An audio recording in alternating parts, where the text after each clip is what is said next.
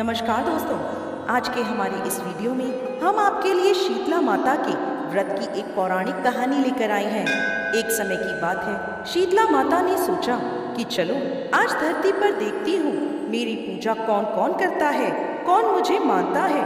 ऐसा सोचकर शीतला माता धरती पर राजस्थान के डूंगरी गांव में आई। माता शीतला गांव की गलियों में घूम रही थी। तभी एक मकान के ऊपर से किसी ने चावल का उबलता हुआ पानी नीचे फेंका।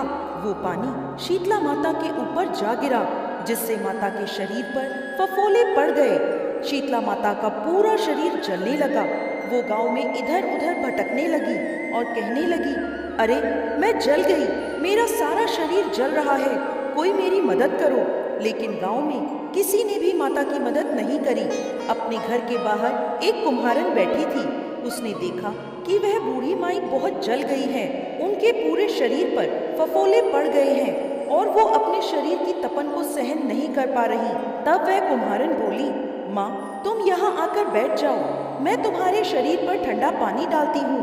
तब कुम्हारन ने उस माई पर एक करवे से ठंडा ठंडा पानी डाला और बोली, माँ मेरे घर में रात की बनी राबड़ी रखी है, तुम वो खा लो।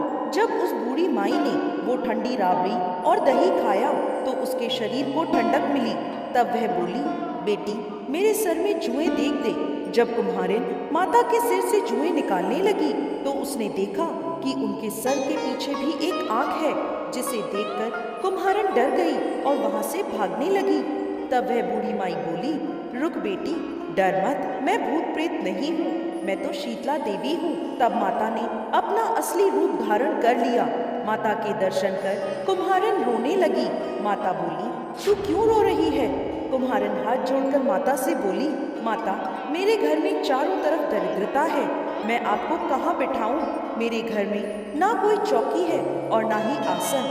शीतला माता प्रसन्न होकर उस कुम्हारन के घर के बाहर खड़े गधे पर बैठ गई और एक हाथ में झाड़ू और दूसरे हाथ में डलिया लेकर उन्होंने कुम्हारन के घर की दरिद्रता को झाड़कर डलिये में भरकर फेंक दिया और बोली, बेटी मैं तेरी सच्ची भक्ति से प्रसन्न हूँ, अब तुझे जो भी वर चाहिए मुझसे मांग ले।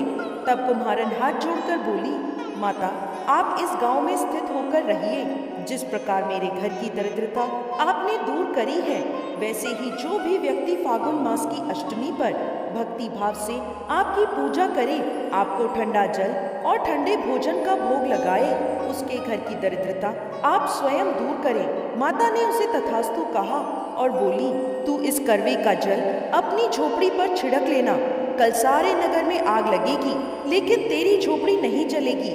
ऐसा कहकर माता अंतर्ध्यान हो गई। कुम्हारन ने ऐसा ही किया।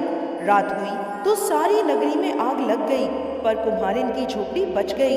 यह देखकर नगर के राजा ने कुम्हारन को बुलवाया और उससे पूछने लगे, कुम्हारन सारे नगर में आग लगी लेकिन तेरी झोपड़ी कैसे बच गई?